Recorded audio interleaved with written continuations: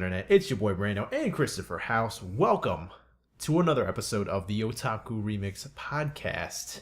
Today, we're talking about the Japanese giant, Pika Pika! Oh, God. Yeah, it's gonna sound so good recorded. So sorry, listeners. Pokemon. We wanted to do this for a while. We wanted to do a Pokemon podcast for a minute since Sword and Shield was announced. And every time you and I play around with the idea, we've been sidetracked or something else comes out. Yeah, and it's also just like there's so much you can talk about with Pokemon. As you've just mentioned, it's a multimedia giant. So it's like, do you want to talk about the anime, the card game, not just the video game, but the competitive side of the video game? And which of the video games do you want to talk about? The main line, the Detective Pikachu line, the fucking Conquest line? Like, yeah. There is so much Pokemon. Is there a sequel to Pokemon Conquest? No, there is not. Oh, but that game is dope. That game is dope. I love that game. It's like better. Exactly. See, this keeps happening. We keep just getting on these tangents because there's so much you can talk about with Pokemon. Yeah.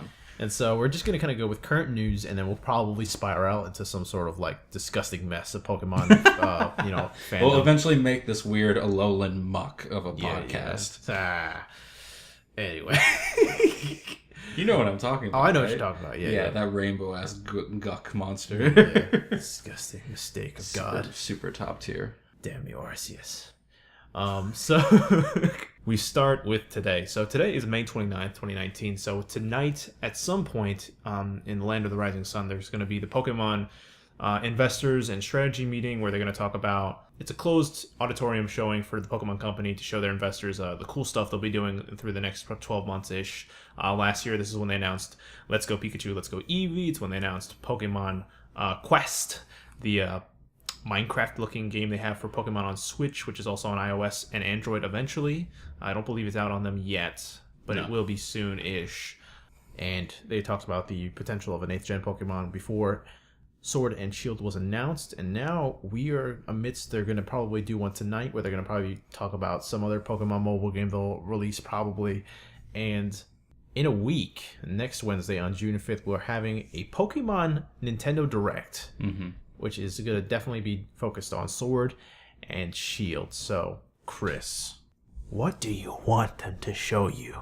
Oh, what do I want? I definitely want to see whatever new additions they're bringing to the series.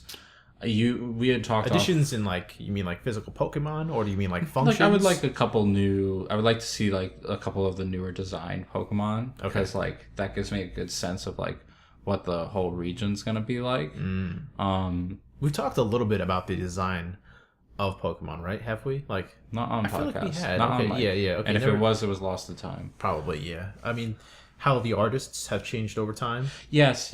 Yeah, like I believe of the original 8, there are only like 3 remaining. Yeah, which remaining. Is fair. If I had to draw a Pokemon for my entire life, that'd be fucked. It'd be a pretty harsh lifestyle. Yeah. Not only to design them, but just the workload is ridiculous. But now their team is probably like in the 20s or so of artists that work on designing new Pokemon and just the general art for the game. Yeah, and they'll bring in outside designs occasionally and recraft them to work for what they want. I always mentioned the American who brought in the 4 designs in black and white, the ice cream family of Pokemon. Is that American? That's an American. And Druddigon, I believe. That's that like craggly looking dragon. So like one of the most reviled Pokemon designs. Not reviled, but like the most made fun of. Yeah. One of those memes is an American design. Yeah, it makes sense. Yeah. That and Chandelure. Chandelure is actually somewhat has a good following, honestly. It's only through attrition because it has a good following, but I think it's helped by the fact that it was in Pokemon Fighters or Pokken. Yes, Pokken. You're right, it was. And it's also it was a top tier. I was gonna say, yeah, and it was like one of the best Pokemon. It's hard to hate when it like whoops ass. Yeah, exactly. So the ice cream family, not so much. But yeah, back to designs. Yeah, so I'm hoping to see more of like the Pokemon that we can expect, because those starters did not give me a sense of like what the Pokemon are gonna be. Yeah. In fact, that's what I didn't love about the starters that came out. It's like each of them could be starters of a separate generations. You know what I mean? Yeah. And so like I didn't get a flavor for like what this world is. I understand it's based on like England. Yeah, as I said. But like where do we go from there? So we'll just wait and see. And I just want to see more on that. So we were talking about this somewhat earlier today, where I think that they'll release possibly new functions, a new mechanic, and the potential for armored Pokemon.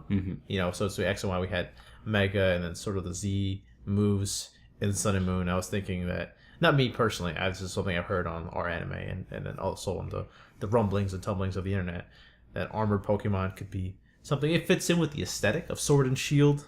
I know that an armored Mewtwo IP has been like copyrighted by Pokemon. This is probably either for A, the movie, or B, something they'll just throw the Pokemon in as a Pokemon, armored Mewtwo as a... I wouldn't be surprised if it's like a cross media thing. That's always the thing that Pokemon does the best, without a doubt. Yeah, like, and then they show the movie and then they just pop them into the game or whatever. Oh yeah. But yeah, no, I thought it was an interesting concept for it to be like a game wide function. I don't know if it's true or if it would come to fruition, but I think it would be interesting. Obviously, we'll know 6-7 days if they care to implement that.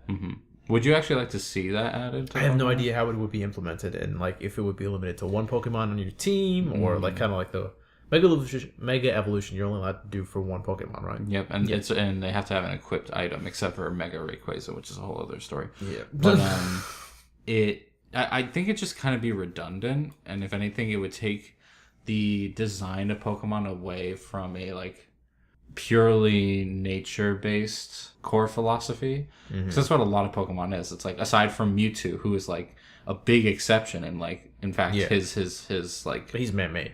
The fact that he is man-made is what makes him unique. Yeah. So if you start having Pokemon that are like, we're Pokemon that have had just weapons or armor attached to them, then it's like, I mean, we've already had Pokemon we're no that longer look like weapons and armor. Yeah, I guess you're right. I mean I love the Aegislash family, but you're right. But it's there's a difference between them being that and them having it attached to them. What if they tied it into like deep lore, like the Pokemon War?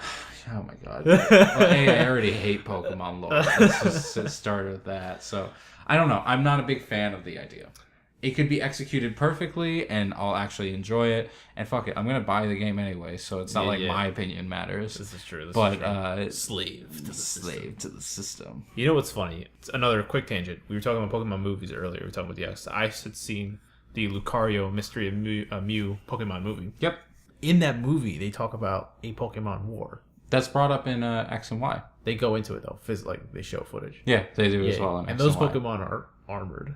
Like, oh, God. They're wearing armor, embattlements and stuff like that. So it's just a thought that crossed my mind. Anyway, I'm not going to push that narrative too hard. It's just something that kind of came to mind. Anyway, I'm sure it'll be something interesting. I'm hoping for at least the legendaries. I don't want this stock box cover art anymore. I would like to at least see 2 new legendaries of some sort of interesting design. Maybe. So hopefully we get that. Hopefully it's something fun. It's going to be like a 15-20 minute. Actually, no, it's a half hour, I think, the direct. Oh, okay. So it should be hefty. We'll probably get a nice little bit of content. Yeah, that's about like double what the original announcement for Sword and Shield was. Yeah. So we'll get some good details. Pokemon has been going in an interesting place. I know that you were the one I didn't see, unfortunately, Detective Pikachu. Oh yeah. So Detective Pikachu was a fine movie. I don't know how else to describe it. You really like metered your answer out. It's because like it depends on how I feel that I like talk about the movie. Like I saw it and I laughed at like appropriate moments, but like if I think about it in any critical sense, it's like the dialogue is flimsy. The actors are charming to a degree, but like sometimes in a really forced aspect. Mm-hmm. The Pokemon are like nicely animated and the 3D models are great, but they're oftentimes just shoved wherever they think like a scene is boring. So it's like those little electric bug Pokemon, the Electrites. They're like little tick Pokemon. Yeah. They are everywhere in this movie. They are not central to the plot or any of the characters. They're just scuttling everywhere. Because to make the world feel like it's a Pokemon world, we have to have Pokemon everywhere. And to me, it just looks like vomit. It's just like, yeah, it's a little bit too much. It's excessive. Yes. Visual overload. Yeah. So ultimately, it's a very it's a movie that rides like hard on your like love for Pokemon. Mm. And I actually saw it with our friend Dan, who is like has not been like keeping big. up with the series, but he still really enjoyed like the time he had spent with Pokemon with the first 2 generations. And so this movie worked because it's centered around Pikachu and Mewtwo. Yeah, So, everybody like, knows those. Everybody knows them. They're still in Smash. They're of the 150. Like, yeah, they're just, It's interesting how different your Pokemon experiences are, and how you're probably a little bit more critical of it because you see past the Pokemon nostalgia because you kind of live in a more entrenched Pokemon interest. You've spent some time with like competitive Pokemon, like interested wise, and I mean, I know you own / played almost all of them, except for the Let's Go series. Yeah, I didn't get those ones. Yeah, with the exception of the latest in the series, you pretty much own every single one. And yeah, no, I was interested. I was really curious to see what this film would be because I wasn't sure what it was going to be. Like when you were describing it, it's kind of starting to sound like a weird amalgamation of the ideas I thought that it was going to be some sort of like nostalgic hype train, or it was going to be something completely maverick and just try something entirely new with the series. It sounds like it actually is a little bit of both because like yeah, the wild card in this movie is Ryan Reynolds. Like you can clearly see where the script said, and here Ryan Reynolds improvises. Yeah. And like he works really well. He's like funny, I would say like 80% of the time, and even when he's not like on point, it's still like charming. Yeah, serviceable. But like it's like one of those things. It's like for some people that'll get them by through the whole movie. And I'm not gonna hate on those people. Yeah, it's just like it's not a must see, and that's what like when you're making this jump. Like almost changing like your not genre but your medium, quote unquote. Yeah. Because like you're going from a purely fictitious like animated series to a quote unquote like realistic, not just realistic art but like live action attempt. It's like that's a big jump. And instead of like trying to innovate in some way, it seems like they're doing the same old. Yeah, I think it's hard even with that jump in perception of Pokemon because sure we do have the anime and we have all of the animated series and the animated movies which have existed forever, but I feel like definitely more people have played Pokemon than have watched Pokemon. I would disagree. Really? You'd say that it's counter. Like I think your exposure to Pokemon is much like more people are likely to be exposed through like if you play the game. You've likely also at least watched an episode of the anime. Yeah. But if you've seen an episode of the anime, you're not guaranteed to have played the game. Okay, so I'm saying I think the anime had overall a bigger exposure than the games necessarily did. It's like really close. And I think the games ultimately made more money. Yeah, for sure. But I think the anime is like how people know the series. Like almost everybody can like recognize the jingles from anime. That's true. And like stuff like that. Whereas like the video games, like aside from the first set, like kind of have vague-ish memories from at least from people I've talked to. Like I'm like, oh, you remember that time in Lavender Town? And they're like, what? But it's like, and I think the easiest way to say is like everybody, like almost everybody had a TV growing up. Not everybody had a Game Boy growing up. Yeah, a lot of people did, but not everybody did. That's true. You've swayed me. But yeah, so yeah, that's the movie. I would say it's definitely like an interesting push from the Pokemon Company and Nintendo, but like I don't see it really going anywhere. Now, do you think they'll be pushing for there's a CG remake of the first Pokemon movie coming out. Yeah. Mewtwo Strikes Back, I think it's called. Yep. That's the original subtitle of the first movie. Yeah, what do you think of it'll be using I think similar CG to what they've created with this film, except it's just going to be all CG. Right, yeah. And I'd be surprised if it is the same one because I think the Detective Pikachu, like, I think the art style is actually pretty good. I take it back, actually. And I remember there was a trailer already for it. It's kind of... People reminded it would say they looked very claymation-esque. Yeah. There's a certain softness to the texture. It's better than Code Lyoko, but it reminds me of, like, Code Lyoko. Or, I'm sorry, not that, Oh, what is that show? I mean, you're not wrong. Like, in the sense of, like, 3D modeling. Yeah. But, yeah. Reboot. Reboot is what I was trying to say. I don't know what the fuck you're talking about. Oh, you don't? What do you say? Say the word again. Reboot. It's a television. It was an animated series that was. Reboot? It's like a really early one. Transformers, the one where they're animals. No. Really? I don't know what you're talking about. Oh my god, you just missed that entire era of CG animation. I might have. That's interesting. Anyway, so it looks like very basic CG animation is what I'm trying to get at. Yeah. I'm sure it's not. I'm sure people worked very hard on this and I'm just being an asshole about it. But the art style is just like plain. Like the lighting is just like there's no lighting. It's just like we just made these textures. We made this room, and we just put the models in the room, and we had the camera zoom in where it needed to be, and we animated it. That's what we did. And I'm sorry, but lighting matters.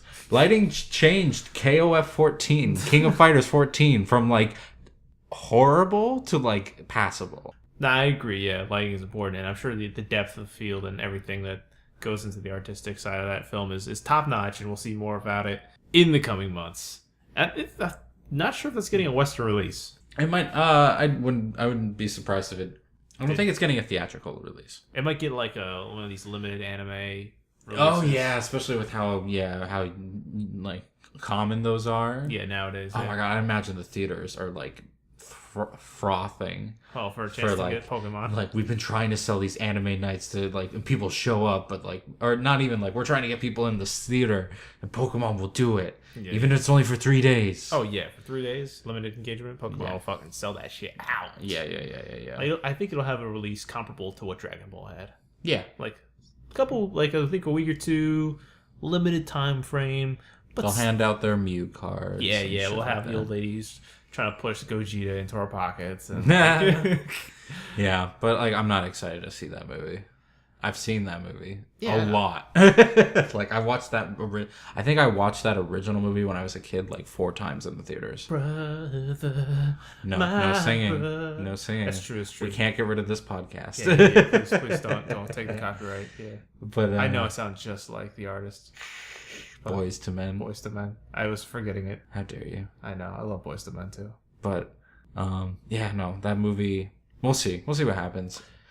It's probably gonna involve honestly, and so they even showed the new armored Mewtwo. Mm-hmm. It looks completely different from the original. I've seen the image. And I wouldn't be surprised if that's related to Sword and Shield. I also wouldn't be surprised if it isn't. So I'm adding like nothing to the conversation really. That's okay. It will be interesting. It will be something. It'll be a movie. A movie. Things will happen. But yeah, what do you think is your favorite Pokemon generation? Just throwing it out there right now. Okay, just blindside me there. Probably, honestly, the most ambitious one for me, and that's the one I like hold in highest regard, are like Silver and Gold. Gen 2. Yeah, because like every new Pokemon always feels like a sequel. Where it's like we're in a new region with new Pokemon, but like we're still doing the same shit. Okay. Whereas Gen 2 was like, we're doing the same shit, sure, but we're also revisiting the old shit. Interesting. And like, so you liked the connective tissue? Yeah, absolutely. And it was just so like, it was so mind blowing because it's like playing Red again at the end of everything. Kind of, yeah. But and also it was like it was never advertised as such. Yeah, it was just like new Pokemon, and it's like it was such a discovery of like, wait, we're going back. Yeah, go back. Like I think the more content Pokemon has, the better the game is overall. And I don't mean the number of Pokemon. Like I think Black and White are my least favorite Pokemon, despite having the largest influx of Pokemon. They added 200 and something Pokemon in those games. Damn. New Pokemon, and like because when the Black and White 1 first came out, their Pokedex was entirely new. You couldn't catch any of the old Pokemon. Pikachu wasn't in those games. Yeah, that was just it. And it was a push from the Pokemon company to be like, oh, our sequels are not just like going off of the old ones and yada yada. And I actually don't like them very much. Not because of the new Pokemon, but just because the focus is on like, I don't know, the focus just was all over the place. So, but that can be a whole other critique on the Pokemon games individually and yada yada. Christopher, what? Are you looking forward to the mobile games coming out for Pokemon? I don't know. Like, if they control as well as they do on like the current Nintendo hardware, fine. I don't expect them to do that. It's just one of those things that's like, I enjoy the mainline Pokemon games. Yeah. Like they're like a vacation, if anything, where it's just like you go to this like weird distant world and you just have this very simple adventure, and the less hand holding that is involved, the better, and the more you can just discover and learn on your own, the better. There's a lot of really poignant escapism in specifically Nintendo games. I could see that, yeah. The exploration of Zelda, of like Hyrule, or of like Odyssey and the multiple worlds, or Pokemon, or Animal Crossing, or like there's always a lot of space for you to kind of get lost. Yeah. In your own sort of fantasy. Well, and rarely, I think the better games rarely try to emphasize like a certain moral or a certain story, and like I think those are the better ones. You think that games that are I don't think all games should be Nintendo games. I'm just saying Nintendo in general does. No, I wasn't insinuating that. I think that you think that games are better somewhat without a forced narrative, perhaps. At least their ones are. I mean, sidetracking a bit to Zelda, like my favorite ones are, although I do really like Majora's Mask, so that's not good. The ones with the least amount of plot, I assume. Not the least amount of plot, just the least amount of like hard narrative. Like Twilight Princess is my least favorite Zelda. Do you think it's that? I think that's not the tightest narrative one I can think of. But what you experience is all narrative. Like the big important, like the dungeons are not, except for like the Snow Palace one, are not very well designed. They're not very memorable. Like all the memorable moments for Twilight Princess are the narrative bits, and the narrative bits aren't good. So it's like, yeah. Meanwhile, with like Majora's Mask, it's like the atmosphere and the music and stuff like that. Yeah. With Breath of the Wild, it's like the exploration. Yeah, the bigness of the world, the vastness. Yeah, and then like to bring this back to Pokemon, like Black and White, for example, had like huge emphasis on narrative, where like spoilers for a not decade-old, but maybe like 5-year-old game. Black and White? Yeah, Black and White. I think you were stretched over more than that. Maybe. I don't know. But anyway, spoilers for Black and White. In the end, when you fight the Elite Four and you go to the champion, you don't fight the champion because the big nefarious team comes in and their boss kicks the champion's ass and you have to fight him instead. And it's cool, but like all the build up before that is not really like, it's not that it's not worth it, it's just not my focus. Like I would have rather just fought a really hard I don't care the pretense behind fighting this really hard trainer. Yeah. It's just that the cool thing about the really hard trainer is often they have Pokemon that only evolve at high level. So you likely have not experienced those Pokemon yet. Yeah. So for your final test, you just like the examples that I'll give are like Lance. Lance has Dragonites, and there are in those gens in Gen 1 every Pokemon evolves before level 40. Yeah. Dragonite doesn't evolve until level 55.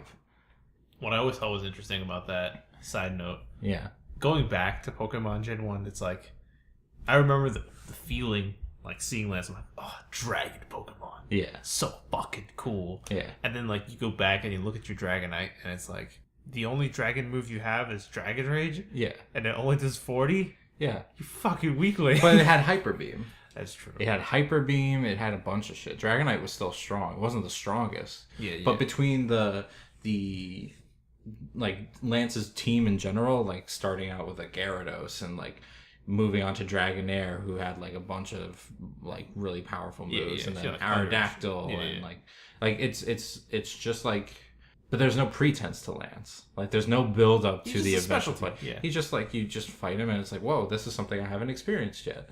Like Pokemon is a novelty, straight up, and it's like it runs off of that novelty. It's kind of a hard position to be in as a company, because it means that any effort to make your IP deeper than it actually is kind of falls short, I think. Like, so ultimately I don't care about the politics of the Pokemon world. I don't care about like the grand like environmental problems that they have. You can theme your game around it, sure, and like, but like it's not gonna leave as much of an impression as like that moment I discovered in Sun and Moon. There's a Pokemon, like a crab fighting Pokemon that you can get really early on in the game. it only evolves if you level it up in a snowy area. Mm-hmm. So I brought that crab with me. I didn't know this, but I brought that crab with me throughout that entire game. Yeah. And the only snowy area is just before the Elite Four. Mm-hmm. And so that's when it evolved. Huh. And so I was like, oh my god, like what the heck? Like, Yeah, it finally happened. like, and I guess that's why people get frustrated with the hand-holding aspect of the more current Pokemon games. Yeah, Let's Go, I think... Well, actually, they were expecting some sort of pushback. And instead, Let's Go sold very well. I think Let's Go? It sold very well. It didn't do critically well, though. It's like one of the most, like, critically panned mainline Pokemon games. Yeah, it was definitely received kind of strangely. Because, I mean, there are people who really enjoy the accessibility and the resurgence of old Pokemon. Other people are like, this is, like, the percentages are ridiculous on, like, on Type Advantage. Like, you just wipe Pokemon so easy in that game. Yeah. Like, I know most people, the friends that I have who played Let's Go, all of them have completed the game undefeated. Like, they've never lost a battle. Yeah. And to be fair, I rarely lose in the mainline games. I don't think, actually, to continue talking about Let's Go, I don't think its accessibility is its big issue. I actually don't think it has many issues outside of its, like, kind of art style change. I think it's... Because here's the thing. The accessibility, one really cool thing is that it lets you actually pick whatever team you want to pick. Like, you can actually run with Beedrill. Or Butterfree. Yeah. Just fuck it. Because if you like Butterfree, and I think that's a good thing. The closer you get to having every Pokemon be like legitimate, the better. But I think, I don't know, I didn't play the games, but from what I've heard, it's more so that there's no critical thinking in any aspect to how you play the game. And so that matters for some more than others. Yeah. So I guess that might be where the complaints come in. I could see that. Also, it's a huge diversion from, like, the mainline games. Yeah, it's just like a filler. Way bigger than the Mega Evolutions. It definitely comes off as much more of a flat product than, like, an in-between project like Leaf Green or like Heart Gold or like Omega Ruby. Like those in-between games that kind of fill in between true generation changing Pokemon games. It feels even worse, or rather less impactful than those games. I think it was also like it was because, like, people have wanted a mainline Pokemon game to be on the home consoles, quote unquote. Yeah, and this is like the first one finally. Yeah, and it's like it's this. Yeah. It's like, and I think people will be still disappointed with Sword and Shield, to be honest, because the Pokemon Company are many things, but Technical Wizards are not one. Yeah, I don't imagine what innovation people are expecting. It depends on who's coming in on it. I think people have accepted that Pokemon is, like, stuck in its way, and it'll just be that forever.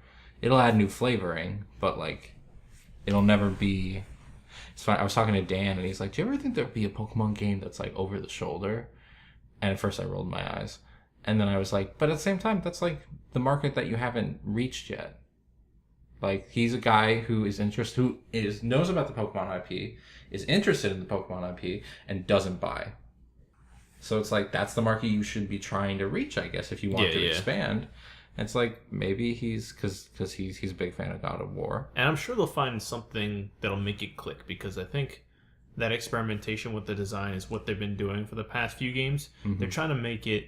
I don't know how successful they are globally, like where their highs and lows are, but one sort of sample size example I could think of something like this is the Monster Hunter franchise, where they've kind of stuck to a formula for a very long time design-wise, through the PlayStation original, through the PSP portable games, and even through the Nintendo phase of, like, DS games and the Wii games, and the Wii U games. And the whole idea was, we gotta make it successful in the West. Like, it's huge in Japan. Like, cultish, freakishly popular in Japan, and it's propped up Capcom for years. And then they've had moderate to solid success in Europe and North America, but, like, it can't get to, like, explode. And so they're trying everything, you know, little tweaks here or there. And so they finally try Monster Hunter World, where it's on a console again for the first time. It has, like, a whole new design, and that's it. Like, they go very radical with a design change, where it's the zones are interconnected. There's a whole bunch of slice of life, or quality of life changes to the overall game. The core monster hunting is very much the same as it has always been. Yeah. The way, but they also made it like because you always hunted in teams, right? Yeah. It's always cooperative. It's never been a competitive nature to the game. And I think that like just hit the market at the right time for that marketing push because like right now, cooperative games are like the shit right now. Like, that's what you want. And I think maybe that would be the next big push for Pokemon. Maybe despite it being like you can trade and you can battle with each other. Like I don't know what they would have to change, but like because I'm sure this is gonna be like a brainstorming session. I think right now it really is, and that's fine. Like what's the next big push? Yeah, what's the next big thing? Pokemon. And like so we have this turn-based RPG that is largely like individualist because like I have my team, you have your team. Sometimes we trade and sometimes we battle against each other, but it's like fighting games where it's like I have my character and you have your character. Where I could see it coming in is like because they have Pokemon has the double battle system right now. Yeah. And what might be more interesting is like quad battle system. No, not a quad necessarily, or maybe yeah. You mean like a four-way? No, but like because they did that in Sun and Moon. It sucks. It also doesn't help that, again, Pokemon Company are not technical wizards, and they can never get that mode to go above like 20 frames a second. So that wasn't great. Yeah. But they do have 2v2 battles. Yeah. And so what could be more interesting is like because 2v2 battles are the competitive standard. Yeah. But the competitive standard is not what they sell these games on. It's just like a thing that exists. Mm-hmm. So what would be interesting is if the future games, you could play single player, obviously, but like there was an avenue where it's like we can fight this. You always have to do double battles, for example. Yeah. You don't have a starter Pokemon, you have 2 starter Pokemons or something like that. Or you get like a choice of 3 starter Pokemon, and then you always have to have like a second one with you. And they force the 2v2 battle narrative so that you can have team battles. Okay. Of like my Pokemon, me and my buddies, my 3 of my guys and my buddies 3 guys versus 2 other people's 3 and 3. Do they not already have that? They do, but it's not pushed. Oh, okay. It's just like a thing that exists. Okay. And so if they push that, like for example, imagine in Monster Hunter, you could just play it by yourself. You can. Right, but that's not what people play it for. That's not what people buy it for. Yeah, I feel like it could be. They buy it for the community.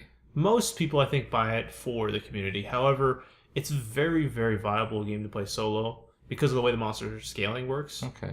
Like, the monster scaling and damage is all lower when you're playing by yourself. Mm-hmm. The second you add one person in, it goes to the full person. But aren't the game mechanics... It's viable single player, but they have a bunch of things where it's like, but if you play with people, it's more fun. Aside from just the social aspect, kind of, but it's like definitely...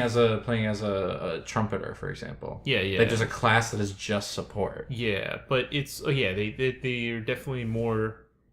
That's one specifically is made for more of a community enjoyment. Mm-hmm. However, you get all those benefits that you're buffing out to everybody else, so you could just as easily use it for yourself. Maybe I'm trying to force I think example you're in there. the right mind space, and I think that's true. I think that equal parts designed for single player and multiplayer, probably more for multiplayer if we're being frank. Yeah. But yeah, no, I could see that. Yeah, like where for Pokemon, they could start to push more of a community side to it. Like what if your like friend who had already beaten a gym and you're like coming up to a gym, and this is where like the difficulty of Pokemon comes into, and that's like a whole big discussion. But like let's say you're at a gym and you're like having difficulty with it, and it's 2v2.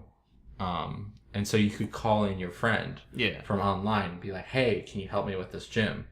And then so your buddy comes in with you. Now you're only using 3 and you're also relying on your friend to do well.